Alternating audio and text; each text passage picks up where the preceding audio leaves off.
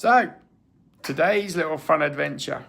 What we've got is got a lady in her late 60s, wink wink, who has got a carpal tunnel situation going on. We're awaiting surgery, but what we're starting off with is we're starting working on the bicep. That's a muscle in the lower front part of the arm. The reason we're working on this is because, believe it or not, girls and boys, there is a thing called a cubital fossa. That's a triangle on the inside of the elbow. If this area gets tired or tight or fatigued, it will crush the nervous system and the blood supply, and it will piss off carpal tunnel.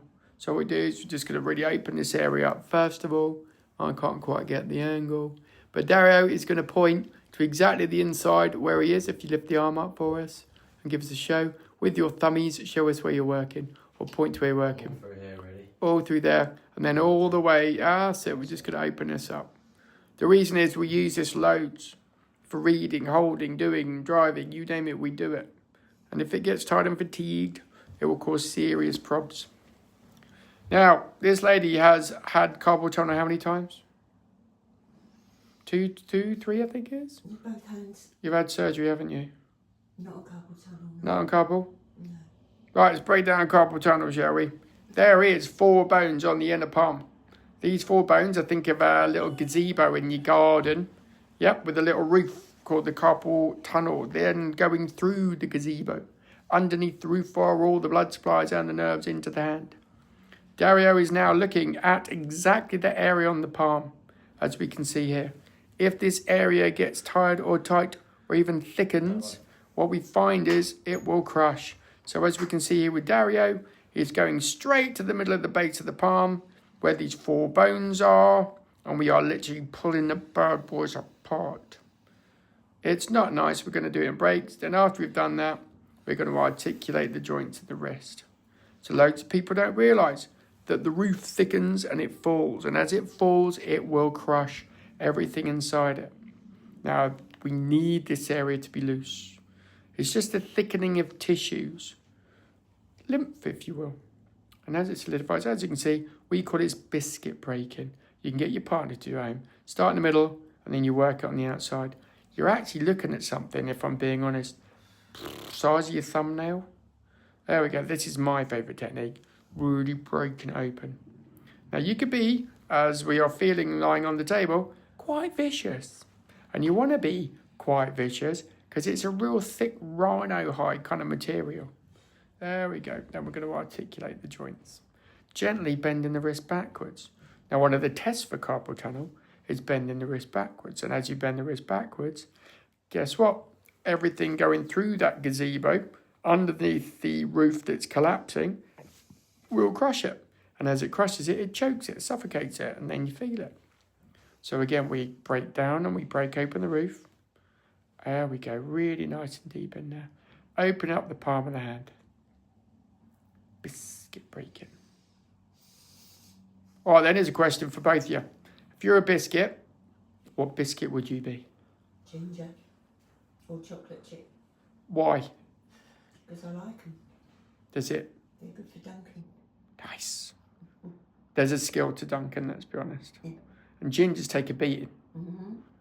I personally would be a hobnob, if I'm being honest, girls and boys. No. Why would you be hobnob?